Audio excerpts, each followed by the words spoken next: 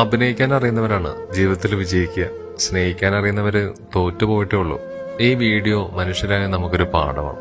ഈ 3 പക്ഷികളെ മനുഷ്യരോട് നമുക്കൊന്ന് തുല്യരാക്കി നോക്കാം. ആദ്യം ഒരാൾ വന്നു. അദ്ദേഹം ചുറ്റിനും ഒന്ന് നോക്കിപ്പോയി. ശ്വാസം കിട്ടാതെ പിടയുന്ന അതിന്റെ വേദന ഇയാൾക്ക് അറിയുമോ ആവോ. രണ്ടാമതൊരു മനുഷ്യൻ വന്നു. സഹായിക്കണമെന്നുണ്ട്, എന്നാലും ഒന്നും തലോടിപ്പോയി. മൂന്നാമതൊരു കൊക്കു മനുഷ്യൻ വന്നു. അദ്ദേഹമാണ് നമ്മുടെ ഇന്നത്തെ താരം.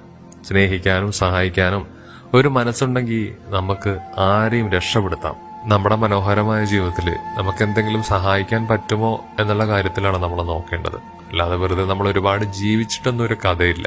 ഏതെങ്കിലും ഒരു മനുഷ്യനെങ്കിലും ദുരിതത്തിൽ നിന്നും അല്ലെങ്കിൽ സങ്കടങ്ങളിൽ നിന്നും ഒക്കെ അവനെ വിജയിപ്പിക്കുകയാണെങ്കിൽ അതായിരിക്കും ഏറ്റവും വലിയൊരു സമ്പത്തെന്ന് പറയുന്നത്. അല്ലാതെ ഒരുപാട് ഉണ്ടാക്കിയിട്ടൊന്നും ഒരു കാര്യമില്ല.